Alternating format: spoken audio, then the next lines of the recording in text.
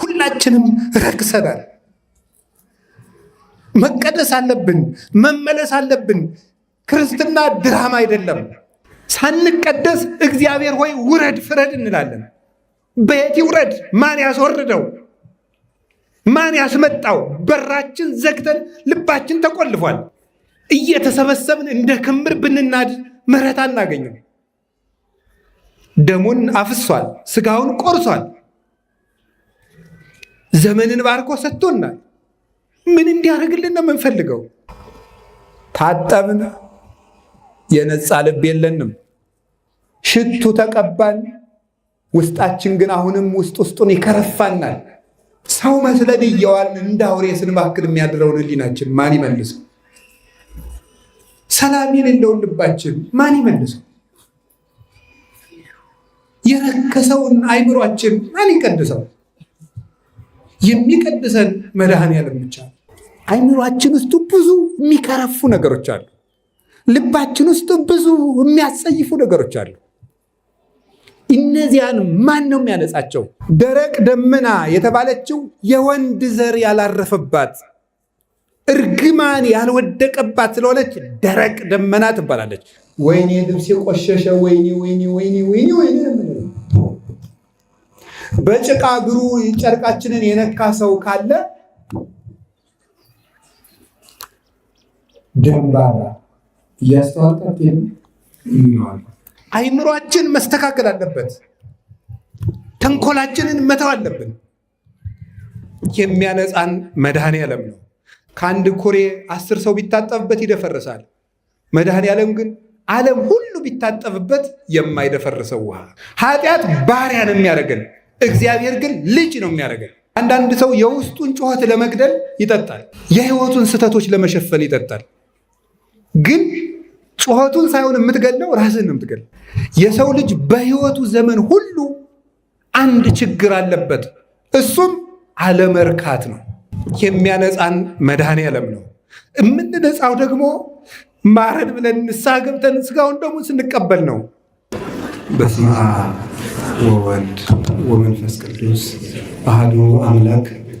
በስመ አብ ወወልድ ወመንፈስ ቅዱስ አሐዱ አምላክ። በስመ አብ ወወልድ ወመንፈስ ቅዱስ አሐዱ አምላክ። ቅድመ ዓለም የነበረ ይህንን ዓለም በካህሊነቱ የፈጠረ ዓለምን በቸርነቱ የሚመግብ ስጋችንን ተዋህዶ ከነበርንበት መከራ ያዳንን በጎ ነገርን ሁሉ ለእኛ በልግስና የሰጠን ኃጢአታችን በትዕግስት ጠብቆ ይቅርታውን ያደለን ጌታችን መድኃኒታችን ኢየሱስ ክርስቶስ በልባችን ተናግረን በአንደበታችን አከናውነን ስለማንፈጽመው ቸርነቱ ከባህሪ አባቱ ከአብ ከባህሪ ሕይወቱ ከመንፈስ ቅዱስ ጋር አንድ ለምትሆን መንግስቱ ክብር ምስጋና ይድረሰው። ሊቁ ኢትዮጵያዊ አባ ጊዮርጊስ ዘጋስጫ ቅዱስ ሲናገር እስመ ሰዋስወ ትሕትናሁ ለብእሲ ይክል አይርጎቶ ውስተ ሰማይ፣ የሰው ልጅ ትሕትናው መሰላል ሆኖ ወደ ሰማይ ሊያወጣው ይችላል ይላል። ወደ ሰማይ ለመውጣት አንዷን እርከን ተረግጠን የምንወጣበት ትሕትና ነው።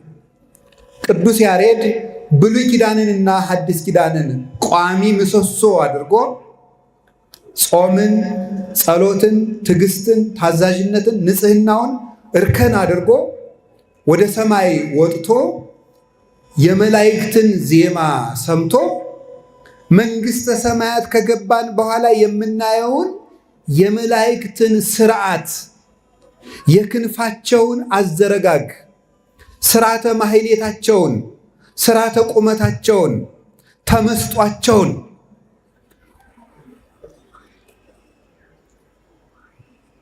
ሀበ አንጸረ ቀዳማዊ ያሐውሩ ወኢይትናጸሩ በሰረገላ ይረውጹ ወስብሐቲሆሙኒ ዘመፍርህ ድምፁ። አንዱ ወዳየበት እያየ ፊታቸውን ሳይዞሩ በተመስጦ አንዱ ወደ ግራ አንዱ ወደ ቀኝ ሳያዩ በመንኮራኩር ይበራሉ። ዜማቸው ድምፁ ለአጋንንት ለመናፍቃን መፍርህ መደንግጽ ነው፣ ያስፈራል። የንጉሥ አዋጅ ሲነገር ሌባ፣ ቀጣፊ፣ ወንበዴ በያለበት እንዲሸበር የእግዚአብሔር የንጉሠ ነገሥትን አዋጅ በዜማ ሲናገሩ የመላእክት የዜማቸው ድምፅ ለአጋንንት ያስፈራል። ያንን አየሁት አለ ቅዱስ ያሬድ። ዋይ ዜማ ዘሰማይኩ በሰማይ መላእክት ቅዱሳን፣ ከቅዱሳን መላእክት የሰማሁት ዜማ ወዮ ምን ያምር አለ። እንዴት ያምራል አለ። በዜማቸው ሰከረ፣ በምስጢራቸው አይምሮ ተመስጦ ወደ ላይ ወጥቶ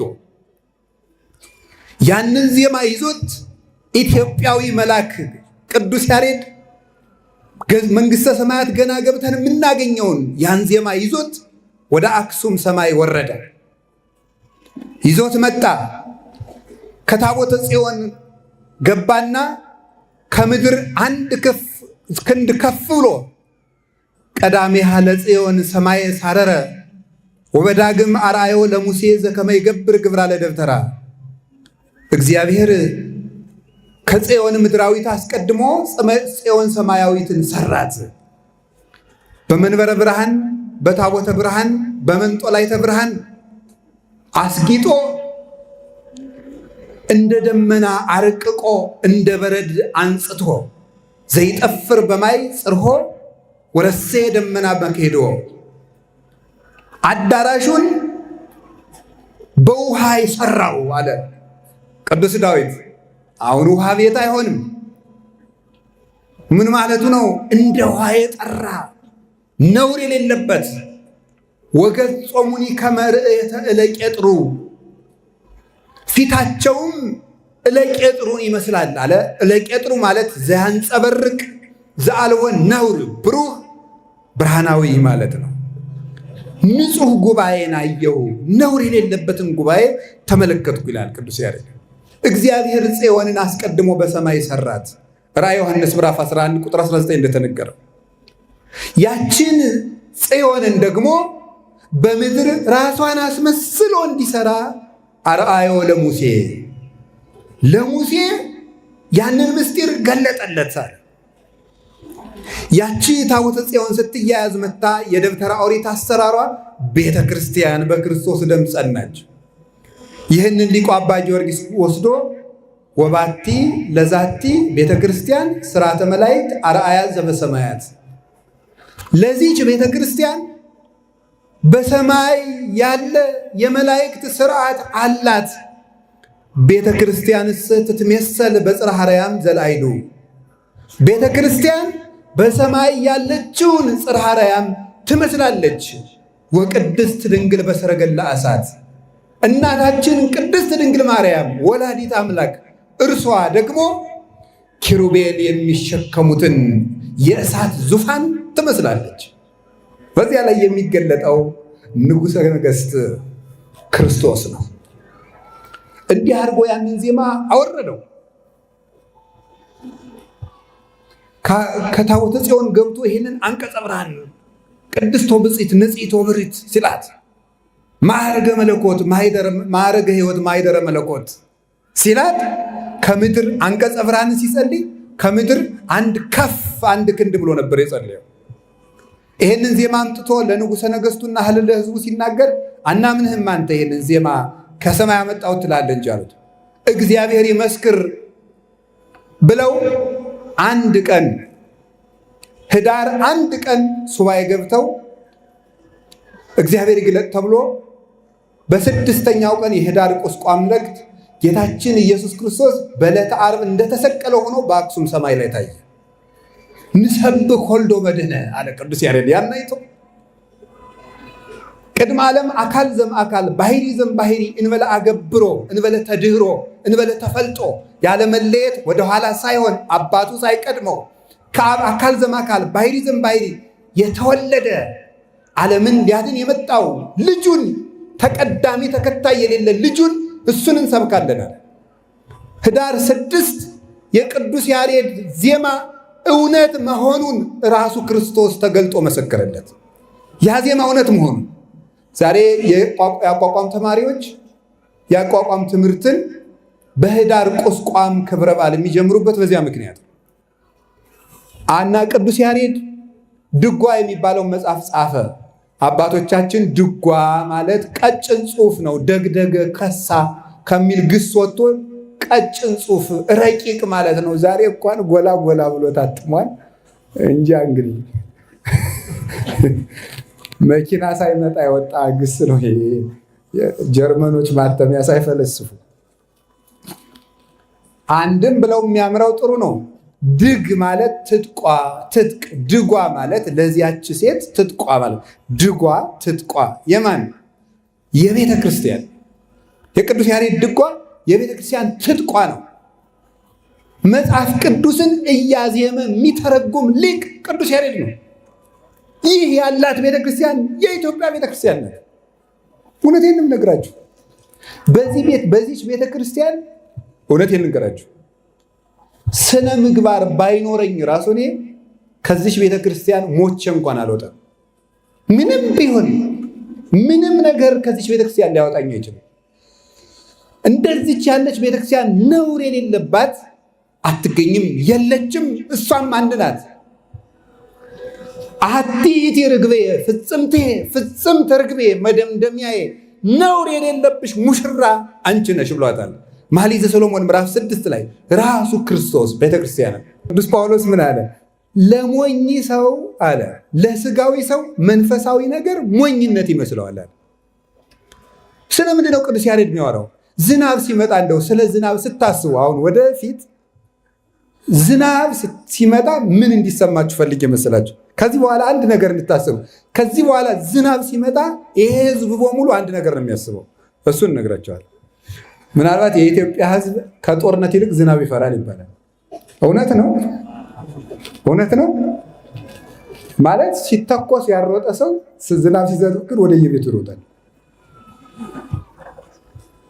እና ዝናብ ምንድን ነው? ዝናብ ሲመጣ ምን ትዘላቸዋል? ዝናብ በጣም ድንቅ ስጦታ ነው። እግዚአብሔር እንዴት አድርጎ እንደሚያዘንበው ብታውቁት፣ እማምላክን እንዴት አድርጎ እንደሚያዘንበው። ዝናብ ባይኖር እኮ አሁን ዳቦ ቤት የለ፣ ሬስቶራንት የለ፣ ቁርስ ቤት የለ፣ ምግብ ቤት የለ፣ 5 ስታር ሆቴል የለ፣ ምናምን የለ፣ መሶብ የለ፣ ትሪ መብሸጥ የለ፣ ሳህን መሸጥ የለ፣ ከደንገን የእንጀራ መሶብ ሰርቶ መሸጥ የለ፣ ምን የለ፣ ምን የለ፣ ማስተርስ የለ፣ ፒኤችዲ የለ፣ ምን የለ፣ ምንም ምናምን ሚኒስተር የለ፣ ፕሬዝዳንት የለ፣ ጠቅላይ ሚኒስተር የለ፣ ምን የለ፣ ዝናብ ቀን የለ፣ ምንም የለም። ይሄ ሁሉ በእንጀራ ላይ ነው ጎበዝ። ይሄ ሁሉ አለው በማን ላይ ነው? በእንጀራ ላይ ነው። ይሄ ሁሉ መሟሟትስ ለምንድን ነው? ለመብላት። አሁን ዩኒቨርሲቲው ሰሞኑን ተማሪ ያስመርቃል ይባላል። የሚያስመርቀው ኢንጂነሪንግ፣ ዋተር ኢንጂነሪንግ፣ ምናምን፣ ቋንቋ፣ ሳይኮሎጂ፣ አንትሮፖሎጂ፣ ፊሎሎጂ፣ ምን ሜዲሲን ምናምን እንደዚህ ማኔጅመንት ተባለ። እኩል ይሆናል። ሆድ ነው። ምንድን ነው? መብላት ነው። ለዚህ እኮ ሆድ ነው። ለሆድ ነው። ተመረቅክ ምን አልክ? እንትኑ ይሄ የምትመረቅበት በግራ ሆነ በቀኝ ሆነ በልተህ ለማደር ነው። ሌላ ምንም የለም። አንዱ ሰው አሜሪካ ሄደ፣ ካናዳ ሄደ፣ ሲንጋፖር ሄደ፣ ዱባይ ሄደ፣ እኩል ይሆናል። ምንድን ነው? ሆድ። ዝናብ በልተህ እንድታድር የሚያደርገ ነው። ዝናብ እንዴት አድርጎ ነው እግዚአብሔር የሚያዘንበው? ስለዚህ እግዚአብሔር ዝናብ ሲመጣ እንዴት ደስ ሊለን ይገባል። እውነቴን ነው።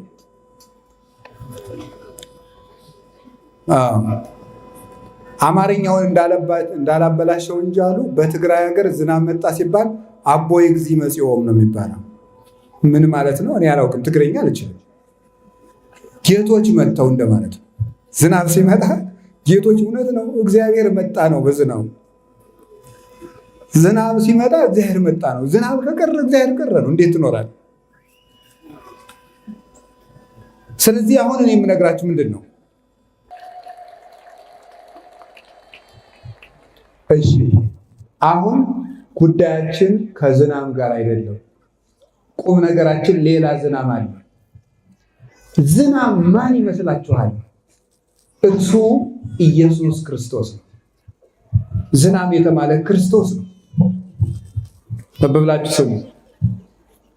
የዝናብ ኮቴ ተሰማ ማለት የክርስቶስ ልደቱ በነቢያት ተነገረ። በነ ኢሳይያስ በነቢያት በእነሱ ተነገረ። መንፈስ ቅዱስ በመላባቸው እመጣለሁ፣ እወርዳለሁ፣ እወለዳለሁ እያለ ተናገረ። ቃል ወልድ ሆይ መጻን ዘይቀንጹ ማእከለ አድባር ወያንበሰብስ በዲበ አውግር። ልጅ ወንድም የክርስቶስ ተራራ ከሜዳ ከፍ እንደሚል በቅድስናቸው ከፍ ባሉ በነቢያት ትከሻ እየተነገረ ፌቆን እየመሰለ ዋልያን እየመሰለ ሰውን ሊያድን እየቸኮለ በትንቢት ተራራ ላይ ክርስቶስ ወደዚህ ዓለም መጣ። ያንን ዝናብ የተሸከመችው ደመና እመቤታችን ቅድስት ድንግል ማርያም ናት። አንቲ ዘበአማን ደመና እንታስተርአይኪ ለነ ማየ ዝናብ፣ እውነተኛ የሕይወት ውሃን የተሸከምሽልን ነፋስ የማይበትንሽ እውነተኛይቱ ደመና ድንግል ማርያም ነሽ ይላል ቅዱስ ኤፍሬም። ያ ዝናብ ኢየሱስ ክርስቶስ ነው። ድንግል ማርያም እውነተኛይቱ የሐምሌ የነሐሴ ደመና ናት፣ ዙሮ የማይበተነው። ቅዱስ ያሬድ ደግሞ ሲናገር ራቁ ደመና ዘአልቦ ሙስና ይላል። ደረቅ ደመና ናት ድንግል ማርያም ይላል። ቅዱስ ኤፍሬም እርጥብ ደመና ናት አለ። ቅዱስ ያሬድ ደግሞ የለም ደረቁ ደመና ናት፣ ደረቅ ራቃ ደመና ያላትን ቅዱስ ቄርሎስ፣ ቅዱስ ያሬድ ደግሞ ራቁ ደመና አለ። ምን ማለት ነው? አይጋጭም እንዴ? አይጋጭም። ደረቅ ደመና እርጥብ ደመና የተባለች ድንግል ማርያም ናት። ደረቅ ደመና የተባለችው የወንድ ዘር ያላረፈባት እርግማን ያልወደቀባት ስለሆነች ደረቅ ደመና ትባላለች፣ ነውር የሌለባት። እርጥብ ደመና የምትባለው ደግሞ ዝናም ማየ ሕይወት የሕይወት ውሃ ክርስቶስን ለተጠሙ ነፍሳት ይዛ ስለመጣች ነው። ደረቁ ደመናና እርጥቡ ደመና ሲጋጭ መብረቅ እንደሚወለደው ደረቅ ደመናና እርጥብ ደመና ከምትባል ከመቤታችን ከቅድስት ድንግል ማርያም መብረቅ ኢየሱስ ክርስቶስ ተወለደ። መብረቅ ዳዊት መዝሙር 143 ላይ አብርቅ መባረቅቲከ እግዚኦ ወዝሮሙ ይላል። መብረቅህን ቦግ አድርገ ጠላቶችህን በትናቸው ይላል። መብረቅህን አብን ነው፣ ልጅህን ግለጠው። ቅዱስ ጳውሎስ ዕብራውያን ምዕራፍ 1 ቁጥር 3 ላይ ስለ ጌታችን ኢየሱስ ክርስቶስ ሲናገር ዘውእቱ ጸዳለ ስብሐቲሁ ይላል። እርሱ የክብሩ ጸዳል ነው፣ የአብ ብርሃን ነው ይላል። መብረቅ ክርስቶስን ወልድን ደግሞ አብርቅ መባርቅቲከ ሲለው ጌትነትህን ግለጥ፣ ዝርሆሙ ለጸላይትከ ጠላቶችን በትናቸው፣ አጋንንትን በትንሣኤ ብርሃን አጥፋቸው ማለቱ ነው። መብረቅ ንውጽውጽታን ያስገኛል። መብረቅ ቦግ ሲል ምድር ትነዋወጻለች። ወኮነ አብይ ድልቅልቅ ዘኢኮነ እምድህረዝ ዘይኮነ እምቅድመዝ ወዘኢይከውን እምድህረዝ ይላል ራእየ ዮሐንስ ምዕራፍ 16 ላይ ከዚህ አስቀድሞ ያልተደረገ ከዚህ በኋላም የማይደረግ ታላቅ መብረቅና ንውጽውጽታ ሆነ ይላል። ከዚህ አስቀድሞ ያልተደረገ እንግዲህ ወዲህ የማይደረግ ታላቅ ንውጽውጽታ ሆነ ማለት ከዚህ አስቀድሞም ተወልዶ የማያውቅ እንግዲህ ወዲያም መልሶ የማይወለድ መብረቅ ኢየሱስ ክርስቶስ ተወለደ። ዝናቡ እሱ፣ መብረቁ እሱ ነው ክርስቶስ። የተጠማችው ምድር የእኛ ሰውነት ነው። የኃጢአት በረሃ የበላን ሄኖክ ሲናገር ወናሁ ርኢኩ ቆላተ እሙቃተ እለይት ቃረባ በበይናቲሆሙ እርስ በርሳቸው የማይገናኙ በረሃዎችን አየው ይላል። የሁላችንም ሰውነት በረሃ ነው፣ የኃጢአት እሳት የሚነድበት።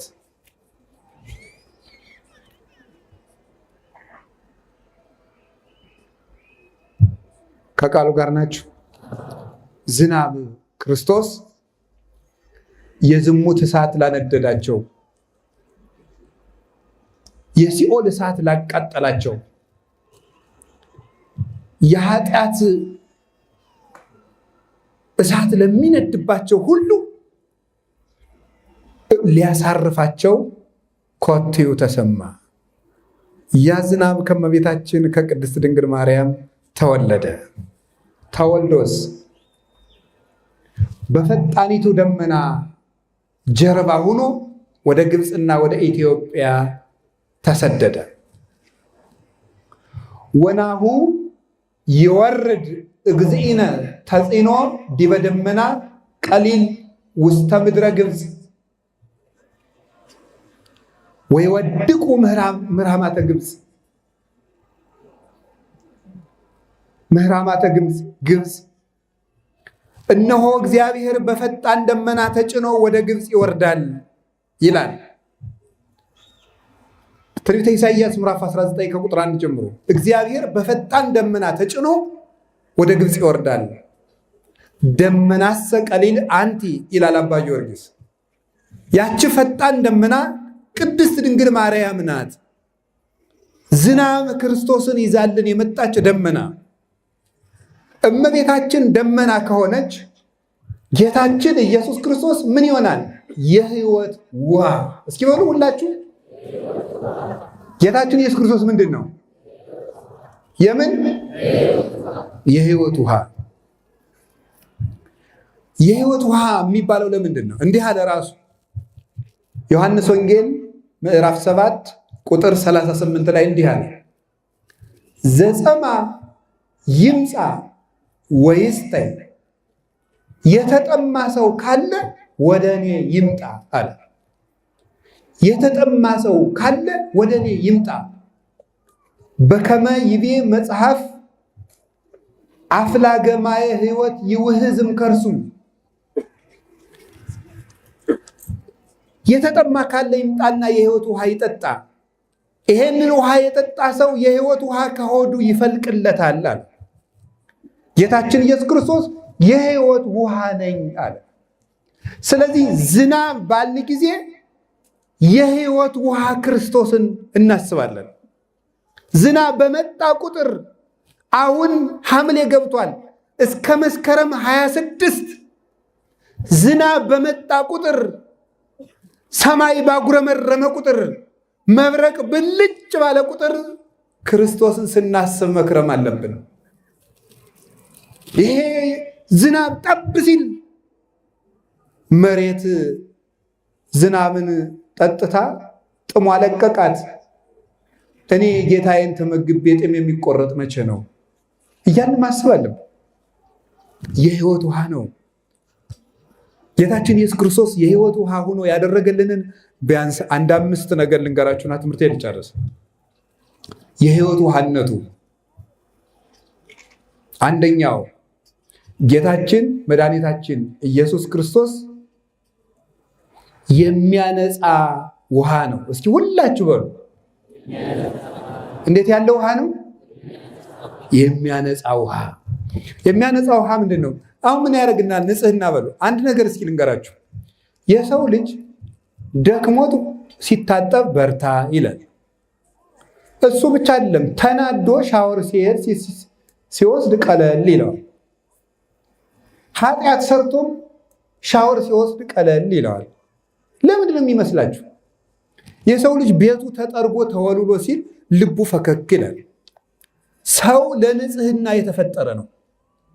የሰው ልጅ ሰላሙ ንጽህና ነው። የሰው ልጅ ሁከት የሚመጣው ከጉድፈት ነው። የሰው ልጅ መከራ ከመተዳደፍ ይፈልቃል። የሰው ልጅ ሰላም ደግሞ ከንጽህና ይፈልቃል። ስለዚህ መጀመሪያ ከኔም ከራሴ ጀምሮ መጀመሪያ የእግዚአብሔር ቤተሰቦች መፈለግ ያለብን እንድንነጻ ነው። እንድንነጻ ያስፈልገናል። ሁላችንም አድፈናል። መንጻት አለብን። ወዝንቱ ውእቱ ፈቃዱ ለእግዚአብሔር ተቀድሶ ተክሙ ፊልጵስዩስ ምዕራፍ 4 ላይ ሲናገር እግዚአብሔር ከእናንተ የሚፈልገው ትልቁ ነገር ንጹሕ እንድትሆኑ ነው። አባት የወለደው ልጁን የሚፈልገው ትልቁ ነገር መልኩ እሱን መስሎ እንዲወለድ ነው። እግዚአብሔር መልኩ ንጹሕ ነው። እኛን በመልኩ ፈጥሮናል። አባታችንን እንድንመስል ይፈልጋል። የእግዚአብሔር ፈቃዱ ንጹሕ እንድትሆኑ ነው። ታጠብን፣ የነጻ ልብ የለንም። ሽቱ ተቀባን፣ ውስጣችን ግን አሁንም ውስጡን ይከረፋናል። ነፍሳችን እንደ ቆሸሸች ናት። እንኳንስ በመንፈሳዊነት ዲዮጋኔዎስ የተባለ ፈላስፋ አንድ በጣም ሽቱ ተቀብቶ በአቴና አደባባይ ሲዞር አይቶት ወዳጄ ሽቱ ተቀብተህ ትዞራለህ፣ የህሊናህን ክርፋት ግን ምን ትቀባዋለህ አለ። አይምሯችን ውስጥ ብዙ የሚከረፉ ነገሮች አሉ። ልባችን ውስጥ ብዙ የሚያስጸይፉ ነገሮች አሉ። እነዚያን ማን ነው የሚያነጻቸው? ውሃ? በፍጹም። ሽቱ? በፍጹም። አዲስ ልብስ መልበስ? በፍጹም። ንጹሕ ቤት ውስጥ መቀመጥ? በፍጹም። አዲስ አልጋ ማሰራት? በፍጹም። ንጹሕ ከተማ ሄዶ መዝናናት? በፍጹም። የሚያነጻን ምንድን ነው? ወክርስቶስ ዘመጻ ከወይኖ ሊቀ ካህናት ለንተ ትመጽእ ሰናይት በውስተ ትሄይስ ወተአቢ ደብተራ አኮ በደመ ላህም ወጠሊ ዘቧ አላ በደመ ዚአሁ ቧ ውስተ ቅድስት ዘላለም ወሶበ ደመ ላህም ወጠሊ ወእጎልተ ካይሴ ያነጽህ እምኃጢአት ወይቀድሶሙ ሥጋሆሙ ለለ ረክሱ እፎ እንከ ፈድፋደ ደሙ ለእግዚእነ ኢየሱስ ክርስቶስ ያነጽህ ህሊናነ እምግብር መውት ከመናምልኮ ለእግዚአብሔር ሕያው። ጌታችን ኢየሱስ ክርስቶስ ሊቀ ካህናት ሆኖ መምጣቱ ለምትመጣው ርስት ለመንግሥተ ሰማያት አስታራቂ ሆኖ ለወንጌል መምህር ሆኖ መምጣቱ የመጣው የሰው እጅ ወዳልሰራት መቅደስ የመጣው የፍየሎችንና የኮርማዎችን የላሞችን ደም ይዞ አይደለም። የገዛ ደሙን ይዞ አንድ ጊዜ የሰው እጅ ወዳልሰራት መቅደስ በአይሁድ ፈቃድ ወዳልተተከለች ወደ መስቀል፣ ወደ እዝነ አብ፣ ወደ መንጦላዕተ ብርሃን ገባ። እንግዲህ በብሉይ ኪዳን የነበረው የፍየሎች፣ የኮርማዎች፣ የበጎች፣ የጥጃዎች ደም ስጋቸውን የሚያነጻ ከሆነ የጌታችን የመድኃኒታችን የኢየሱስ ክርስቶስ ደምማ እንዴት አድርጎ ህሊናችንን ያነጻው ይሆን ይላል ቅዱስ ጳውሎስ። እንዴት አድርጎ ህሊናችን ያነጻው ይሆን? ምናችን ነው ያለው? ንገሩኝ እንጂ እንዳትረሱ ዘመዶች፣ እንዳትረሱ። ሁላችንም አሁን ንጹህ ለባብሰን አንዲት ጭቃ እንኳን ስንራመድ ሲረጭን ወይኔ ልብስ የቆሸሸ ወይኔ ወይኔ ወይኔ ወይኔ ወይኔ። በጭቃ እግሩ ጨርቃችንን የነካ ሰው ካለ ደንባራ እያስተዋልቃት ህሊናችንን ማን ያንሳው? እውነቴን ነው የምነግራችሁ። ሰው መስለን እየዋልን እንደ አውሬ ስንባክል የሚያድረውን ህሊናችን ማን ይመልሰው? ሰላም የሌለውን ልባችን ማን ይመልሰው? የረከሰውን አይምሯችን ማን ይቀድሰው?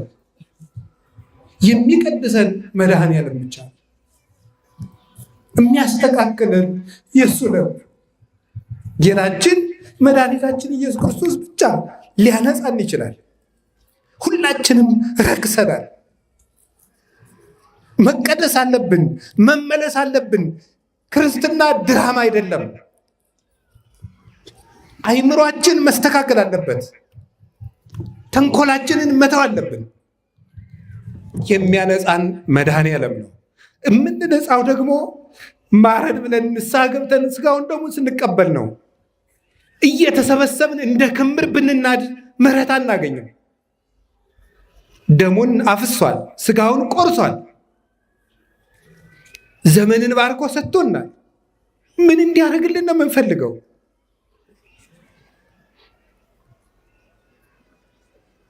እንኳንስ እናንተ እኔም ቢሆን እዚህ መቆም ደስ የሚያሰኘኝ አይደለም። የእግዚአብሔርን መልእክት እንደ ቤተ ክርስቲያን ሐሳብ ለማድረስ ነው እንጂ ቁጭ ብዬ ለኃጢአት እያለቀስኩ ብኖር ደስታዬ ነው፣ እውነት ለመናገር። ስለዚህ መድኃኔዓለም እንዲያነጻን፣ ሳንነጻ የሰላም ሀገር እንፈልጋለን። ሳንቀደስ እግዚአብሔር ሆይ ውረድ ፍረድ እንላለን። በየት ይውረድ? ማን ያስወርደው? ማን ያስመጣው? በራችን ዘግተን ልባችን ተቆልፏል። ስጥጡ አልባሲክሙ አልባቢክሙ ዋኮ አልባሲክሙ፣ ልብሳችሁን ሳይሆን ልባችሁን ቅደዱት ብሎ ተናግሯል። መድኃኔዓለም ሁላችንን የሚያንጻን ይቅር ይበለን፣ በምሕረት ዓይን ይመልከተን። እንግዲህ ዘመዶች ዝናቡ የሰፈሩን ቆሻሻ ሁሉ ሲያጸዳ እኛ ከነ ቆሻሻችን መስከረም እንዳይጠባ ሁላችንም ንስሐ እንግባ። እውነቴን ነው የምነግራችሁ፣ ከላይ እስከታች ሁላችንም ንስሐ እንግባ። ከነገ ሰኞ ጀምሮ ንስሐ እንግባ። እኔም ለራሴ እገባለሁ። እውነቴን ነው የምነግራችሁ። መድኃኔዓለም ደግሞ አንጽቶ የማይደፈርስ ውሃ ነው። ከአንድ ኩሬ 10 ሰው ቢታጠብበት ይደፈርሳል። መድኃኔዓለም ግን ዓለም ሁሉ ቢታጠብበት የማይደፈርሰው ውሃ፣ ንጹሕ ውሃ እሱ ነው። የማይጸየፈን ውሃ፣ የማይከለከል ውሃ፣ ነፍስን የሚያነጻው ውሃ፣ ልብን የሚቀድሰው ውሃ፣ ቆሻሾቹን አንጽቶ ብርሃን የሚያለብሰው ውሃ ያ ክርስቶስ ነው። እግዚአብሔር በደሙ ይቀድሰን ሲናገር በዮሐንስ መልእክት ላይ እንዲህ ይላል፣ ወደሙ ለእግዚእነ ኢየሱስ ክርስቶስ ያነጽሐነ እምኩሉ ኃጣውኢነ። የጌታችን መድኃኒታችን ኢየሱስ ክርስቶስ ደም ከኃጢአታችን ሁሉ ያነጻናል ይላል። በገዛ ደሙ ያጠበን መድኃኔዓለም ክብር ምስጋና ይግባው። ሁለተኛ ጌታችን ኢየሱስ ክርስቶስ የሕይወት ውሃ ነው። የሕይወት ውሃ ያልነው ምን ማለት ነው? ውሃ ውስጥ የተጣለ ደብዳቤ መልሶ አይነበብም፣ ይደመሰሳል። መድኃኔዓለም ውሃ ነው። ለቄሱ ንስሐችሁን ከነገራችሁ በኋላ በዚህ ኃጢአት መልሳችሁ አትጠየቁ።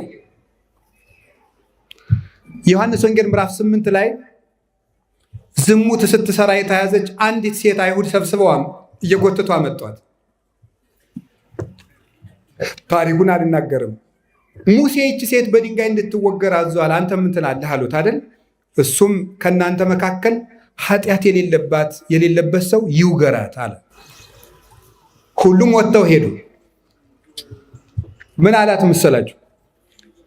ልጄ የሚከሱሽ ወዴት አሉ አላት። እኔ የማየው የለም፣ አልፈርድብሽም፣ በሰላም ሂጅ አላት። ሁለት ነገር ታያላችሁ። ይችን ሴት ልጄ የሚከሱሽ ወዴት አሉ ማለት እነሱ አንቺን ከሰሱሽ፣ አንቺ ደግሞ ስለ እነሱ ኃጢአት ምን ትያለሽ እያላት ነበር ይላሉ ሊቃውንቱ። እሷ ደግሞ ምን አለችው?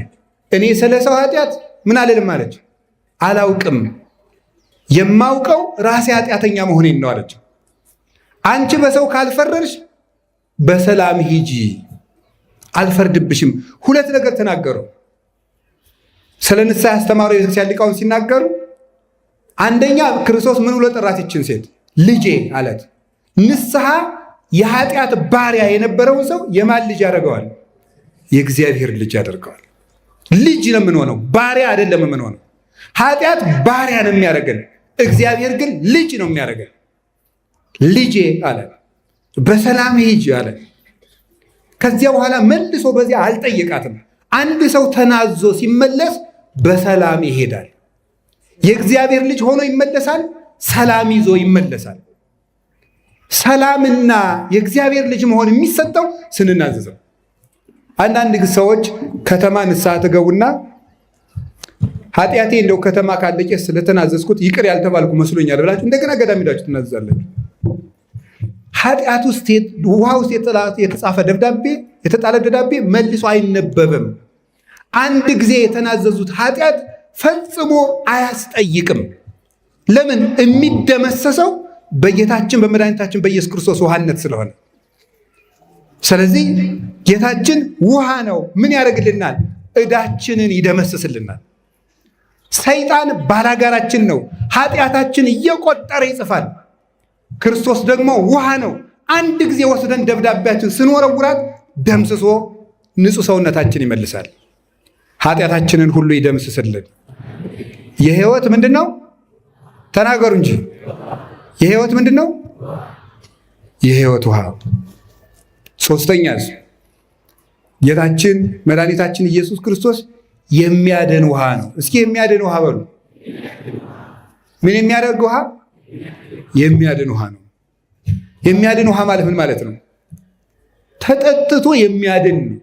በዓለም ላይ ብዙ መጠጥ ተጠጣ። ከሞት ድነዋል ሰዎች እንዴ? በሽታ ተጨመረ እንጂ መጠጥ መልኩን እየቀየረ ስም እያወጣ መጣ አይደለም? ለብዙ መጠጥ ስም ወጣለት። ጠላ በጠርሙስ ታሽጎ ቢራ ተብሎ መጥቷል። መጠጥ ሁሉ መጣ። ሰው ሁሉ ጠጣ። ሞተ ወይስ ዳነ? እየሞተ ነው። አይምሮ እየደነዘዘ ነው። በህይወቶች አንድ ሰውዬ ስፖርት የምታዘወትርም ለምንድን ነው ብዬ ጠየቅኩት። ስፖርት ማቋረጥ አልፈልግም። ለምንድን ነው ስላል ህሊናዬ በህይወቴ ብዙ የተሳሳትኳቸው ስህተቶች አለዋል። ህሊናዬ እንዲህ ማድረግ አልነበረብም እያለ ሲጮህብኝ የውስጤን ጩኸት ለመግደል ስፖርት እሰራለዋል። የውስጤን ጩኸት ለመግደል። አንዳንድ ሰው የውስጡን ጩኸት ለመግደል ይጠጣል። የህይወቱን ስህተቶች ለመሸፈን ይጠጣል። ግን ጩኸቱን ሳይሆን የምትገለው ራስህን ነው የምትገለው። የጠጣናቸው ነገሮች ሁሉ ሞት ነው የሚጠሩት። መድኃኔዓለም ግን ተጠጥቶ ህይወት ነው። መብሌኒ መብልዐ ጽድቅ ውእቱ ደሜኒ ስቴ ህይወት ውእቱ። ስጋዬ እውነተኛ መብል ነው፣ ደሜም እውነተኛ መጠጥ ነው። ዮሐንስ ወንጌል ምዕራፍ 6 ቁጥር 55 ላይ ሲናገር የሚያድን መጠጥ የጌታችን የኢየሱስ ክርስቶስን ደም እያየ ሞት የሚፈራው መጠጥ እሱ ነው።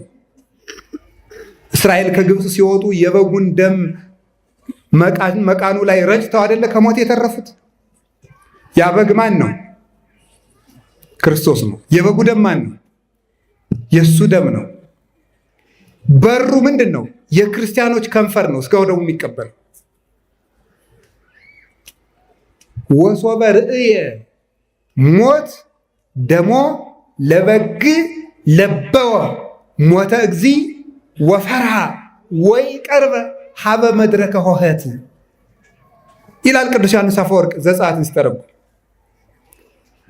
ሞት የበጉን ደም ባየ ጊዜ በዚያ በግ ደም የክርስቶስን ደም አየ።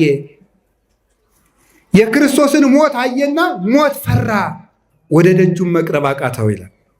አያችሁ የእግዚአብሔር ቤተሰቦች፣ ሞት እንኳን የክርስቶስን ደም የክርስቶስ ምሳሌ የሆነውን የበጉን ደም እንኳን ፈርቶታል። የጌታችን የኢየሱስ ክርስቶስ ደም ሞት የሚፈራው ደም ነው። ሞትን ያሰጠመ የገደለ ደም ነው። ሕይወት የሰጠ ደም ነው። የሚቀድስም ደም ነው። ስለዚህ ክርስቶስ የሚያድን ውሃ ነው። መከራ ሲመጣ ውሃ እየገባን ከምንሞት ከሚያድነን ውሃ ብንገባ ይሻለናል። ያም የሚያድነን ውሃ ክርስቶስ ነው። ዘመዶቼ፣ ሞት ተደግሶበት ያለ ዓለም ነው። ምንም ደስ የሚል ነገር የለም። በየቦታው ዛሬ ጦርነት፣ ነገ ሰላም ነው። ኢትዮጵያ ይሄ ነው፣ አሜሪካ ጦርነት ነው፣ እስራኤል ጦርነት፣ ዚያራሻ ጦርነት፣ ያ ጦርነት መከራ ነው። ምን ደስ የሚል ነገር አለ? ወደ ማንስ ይሸሻል? የሚያሳርፈን የሚያድነን መድኃኔ ዓለም ነው። ዛሬ በዓለ እግዚአብሔር ተብሎ የተሰበሰብነው ይህን ለማሰብ ካዳነን ጌታ ለመጠጋት ነው። ተራራችን እሱ ነው፣ መጠጊያችን እሱ ነው። ስለዚህ የሚያድነን መጠጥ መድኃኔ ዓለም ሁላችንንም ያድነን። ጌታችን ኢየሱስ ክርስቶስ የምን ውሃ ነው ዘመዶች? አቤት የሕይወት ውሃ ነው። ጌታችን ኢየሱስ ክርስቶስ የሕይወት ውሃ ነው። ምን የሚያረግ መጠጥ መሰላችሁ? የሚያረካ ውሃ። እስኪ የሚያረካ ውሃ በሉ። ምን የሚያረግ ውሃ ተናገሩ፣ ድገሙ። ማን? ከድንግል ማርያም የዘነመልን ውሃ የሚያረካ ውሃ ነው። መዝሙረ ዳዊት መዝሙር 41 ላይ ቁጥር 1 ላይ ቅዱስ ዳዊት እንዲህ አለ፣ ከመ ያፈቅር ኃየል ሀበ አንቅዕተ ማያት ከማሁ ታፈቅር ነፍሴ ሀበ እግዚአብሔር አምላኬ ጸማት ነፍሴ ለከ። ዋሊያ ወደ ውሃ እንደሚናፍቀው ሁሉ ነፍሴ ወደ እግዚአብሔር ተጠማች። እዚያም ተናግሯል፣ አምላኬ አምላኬ እገይስ ኀቤከ፣ ፈጣሪ ወደ አንተ እገሰግሳለሁ። ጸማት ነፍሴ ለከ፣ ሰውነቴ አንተን ተጠማች። ማይዜ እበጽሕ ወእሬይ ገጾ ለአምላኬ፣ የፈጣሪዬንስ ፊት የማየው መቼ ነው ይላል ቅዱስ ዳዊት። የአባቶቻችን ጥማት እግዚአብሔር ነው። አንድ ነገር ልንገራችሁ፣ የሰው ልጅ በሕይወቱ ዘመን ሁሉ አንድ ችግር አለበት። እሱም አለመርካት ነው። ለምንድን ነው የማይረካው? ለምን አይረካም ሰው? እዚህ በገጠር ያለው ሰው ባህር ዳር መምጣት ያምረዋል። ባህር ዳር ያለው ሰው አዲስ አበባ መሄድ ያምረዋል። አዲስ አበባ ያለው ሰው አሜሪካ መሄድ ያምረዋል። አሜሪካ ያለውም ቢሆን ዱባይ ሄዶ መዝናናት ያምረዋል። ዱባይ ያለው ደግሞ አንዱ መሄድ ያምረዋል። ሰው ጠግቦ አያውቅም እስከዛሬ። ቀይ ሚስት ያገባ ሰው ጥቁር ይፈልጋል። ጥቁር ያገባው ሰው ቀይ ይፈልጋል። ሰው መቼ ነው በቃኝ የሚል? የቀበሌ አስተዳደሩ ወረዳ መሆን ያምረው ይሆናል ነው። እንግዲህ ተሹሜ አላውቅም፣ እንዲህ አይነት ነገር አልሾምም። ወረዳው ዞን፣ ዞን ክልል፣ የክልሉ ደግሞ ምን እንደሚመኙ አልናውቅም። እንግዲህ ይሁን። መነኩሴው ጳጳስ፣ ጳጳሱ ፓትርያርክ መሆን ይፈልጋል። ሰው ለምንድን ነው ግን የማይጠግበው? ሰው መርካት አጠገበው አቃተው እኮ። ሰማችሁ? ምግብ ራሱ የሰውን አለመርካት አያሳይም? መጀመሪያ ስታርተር፣ ቀጥሎ ደግሞ ምንድን ነው ዋናው ምንድን ነው ስሙ? ቤዚክ ነው። ምንድን ነው ዋናው? ዋናውን ደግሞ ይበላል። ቆይቶ ደግሞ ምንድን ነው የሚለው? ዴዘርት ነው ዲዘርት ነው ደግሞ ያን ይበላል። ግጥም አድርጎ በልቶ እኮ ነው እኮ ይገርማል እኮ ግጥም አድርጎ የጠጠር መጣያ እስከማይተርፈው ድረስ በልቶ ዲዘርት ይላል። ደግሞ ታምረኛ ነው እኮ ይሰው ልጅ። አሁን እኮ ሆዱ ሳይሞላ ቀርቶ አይደለም። ምን ፈልጎ ነው? ሰው አረካ እኮ ስላለ። በትንሣኤ ሰሞን ይኸው የአብይ ጾም ስጋ ያምረዋል፣ የትንሣኤ ቆሎ ያምረዋል። ስጋ በልቶ ሰው ለምንድን ነው ግን ደስ የማይለው? ለምን ይመስላችኋል? ሰውን የሚያረካው ማን ብቻ ስለሆነ ነው? እግዚአብሔር ብቻ ስለሆነ። ሰው የሚረካው እግዚአብሔርን ሲያገኝ ነው። አሁን ሁልጊዜ የምንፈልገው እየፈለግን ግን ሁልጊዜ የማይሞላልን ለምን ይመስላችኋል? እግዚአብሔርን ስላላገኘ ነው። ቅዱስ ዳዊት እንዲህ ይላል መዝሙር 16 ላይ ወእጸግብ በርኤ ስብሐቲከ፣ ፊትህን አይቼ እጠግባለሁ አለ። ሰው እግዚአብሔርን ካየ በኋላ ሌላ ማየት የሚፈልገው ነገር የለም። ሰው እግዚአብሔርን ካየ በኋላ ሌላ ማየት የሚፈልገው የለም። እስመ ዘበሃቤከ የዐርፍ ነጽሮተ ኩሉ ነባብያን፣ የመላእክት የደቂቀ አዳም ሁሉ አይን የሚያርፈው አንተን ሲያይ ነው ይላል። እግዚአብሔር ጥም ይቆርጣል። ደስታ ሁልጊዜ እንፈልጋለን። እንገራችሁ፣ ሰው ሐዘኑን ለመርሳት 10 ደቂቃ ፊልም ያያል፣ 10 ደቂቃ ዘፈን ያያል። ስግት ነው የሚለው ሰው። ታዲያ ምንድን ነው የሚሻለው? ያን ጥም የሚቆርጠውን ውሃ መምጣት።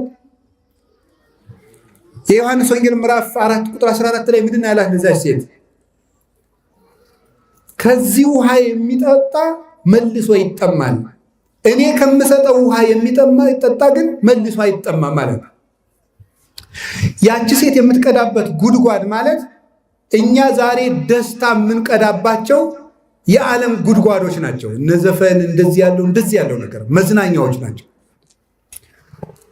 ከዚህ ጉድጓድ የሚጠጣ ይጠማል አለ። ምን ማለቱ ነው? በዓለም የምናገኘው ደስታ ዛሬ ያስደስትህና ነገም እንድትደግመው ከነገ ወዲያም እንድትደግመው የዛሬ ላድርግና ይበቃኛል እያልክ ነገም እንድትቀጥል ያደርጋል። ሁልጊዜ የሚያስጠማ ውሃ ነው የዓለም ደስታ። በክርስቶስ መደሰት ግን አያስጠማም። ስለዚህ ጌታችን ኢየሱስ ክርስቶስ ጥም የሚቆርጥ ውሃ ነው። ሁሉን አድርጋችሁ ልባላችሁ አልሞላላችሁ ካለ ኑ ወደ ክርስቶስ፣ እሱ ጥም ይቆርጣል። በሕጉ እንኑር፣ በቤተ ክርስቲያኑ እንስገድ፣ እናስቀድስ፣ ሥጋው ደግሞ እንቀበል። እንደዚያ ከሆነ ጥማችን ይቆረጣል። በቃኝ እንላለን፣ እናርፋለን። ከቃሉ ጋር ናችሁ። እግዚአብሔር ከሁላችን ጋር ይሁን። እግዚአብሔር ከሁላችን ጋር ይሁን። ያቺ ሴት ነበረች ሉቃስ ወንጌል ምዕራፍ 7 ላይ ያለችው 12 ዓመት ደም ይፈሳታል። ከዛ ምንድነው የሚለው መጽሐፉ ግን ሉቃስ ወንጌል ምዕራፍ 8 ነው፣ ይቅርታ ቁጥር 43 ምንድነው የገጠማት ሴት? ከባለ መድኃኒቶች ሁሉ ከሰረች እንጂ ምን አላደረገችም ይላል፣ አላተረፈችም ይላል። መድኃኒት ስትሞክር ሲያከስራት፣ እንደገና ከሌላ መድኃኒት አዋቂ ሲያከስራት፣ እንደገና ከባለ መድኃኒት ስትሄድ ሲያከስራት መከራዋን አየች። አንድ መድኃኒት ግን አገኘች። ጨርቁን ነካቸው፣ ደሟ በአንድ ጊዜ ቀጥ አለ። አንድ ጊዜ ዳሰውት የሚበቃ መድኃኔዓለም ነው። ጽዋዕከኒ ጽኑ ወያረዊ፣ መጠጥህ አንዱ በቃኝ ነው አለ ቅዱስ ዳዊት። ድህነቱ እሱ በቃ ያለው በአንድ ጊዜ ይበቃል። ስለዚህ አድካሚ ነው። የማይፈውሱ ሐኪሞች የሚባሉት በዚህ ዓለም አይምሯችን ለጊዜው እያደነዘዙ ግን የውስጥ ሰላም መስጠት ያቃታቸው ያዝናኑናል ብለን የምናስባቸው ነገሮች እነዚህ ናቸው የማይፈውሱ መድኃኒቶች የሚባሉት። ክርስቶስ ግን ጥም የሚቆርጥ መድኃኒት ውሃ ነው። የሕይወት ውሃ በሉ እስቲ። ሌላስ ጌታችን ምን የሚያደርግ ውሃ መሰላችሁ? ፍሬ የሚሰጠን ውሃ ነው። ዛፍ የሚያፈራው በውሃ አድጎ ነው። ትንቢተ ኢሳይያስ ምዕራፍ 56 ቁጥር 3 ላይ እንዲህ የሚል ቃል አለ። እይበል ፈላሲ ዘገብአ ሀበ እግዚአብሔር ይፈልጠኒኑ እንጋ እግዚአብሔር እምሕዝቡ ወሕፅውኒ እይበል እስመ ይቡስ አነ ይላል። ከኃጢአት ተለይቶ ከጣዖት ወጥቶ ወደ እግዚአብሔር በንስሐ የመጣ ሰው ካለ እግዚአብሔር ከወገኖች ይለየኝ ይሆን አይበል። ጃንደረባም ቢሆን ወደ እግዚአብሔር የመጣ ሰው ካለ እኔ ደረቅ እንጨት ነኝ አይበል ይላል። እስኪ በሉ እኔ ደረቅ እንጨት ነኝ አይበል በሉ። እኔ ምን አይበል? ደረቅ እንጨት ነኝ አይበል። እኔ በሕይወቴ ፍሬ የሌለኝ ሰው ነኝ። እኔ እንደው እንግዲህ ወዲያ እማረባ ሰው ነኝ አይበል። ደረቅ እንጨት መልሶ ያፈራል አይባልም። እኔ እንግዲህ ተስተካክዬ ጥሩ ሰው ሆናለሁ አልልም። እኔ አንድ ጊዜ ተበላሽቻለሁ አትበል ነው።